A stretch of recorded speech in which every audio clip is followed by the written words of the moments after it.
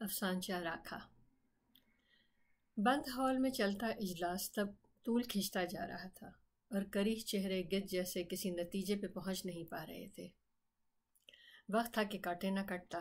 یہ گدھ اپنی منزل کے بہت قریب تھے، پر ازحد محتاط بھی کہ ایک غلط چال ساری بساط الٹ سکتی تھی، کیونکہ بین الاقوامی میڈیا کی عقابی نظریں اس خبر کے تعاقب میں تھیں۔ سارے راکھوں نے کھل کر مال منال کا حصہ بکھرا کیا۔ جن کے لیے یہ مال مختص تھا وہ دانے دانے کو ترستے اور زندگی کو سسکتے رہے۔ قصہ کوتا لمبی منصوبہ بندی کی گئی کہ شہر کے معروف قبضہ مافیا کے انداتا کو زمین کا وہ ٹکڑا بھاگ گیا تھا، سو سارے سرکاری ہرکارندے اس کی خواہش کو کن کا جامہ پہنانے میں کمر بستہ کہ سب کا حصہ مقرر۔ اچانک فون کی گھنٹی بجی اور پیغام سنتے ہی راکھوں کے سرغنہ کا چہرہ خوشی سے کھل اٹھا۔ دوستو، ہماری راہ کا آخری کانٹا نکل گیا۔ نور جہاں حتنی زندگی کے بندش سے آزاد ہوئی۔ از قلم شاہین کمال۔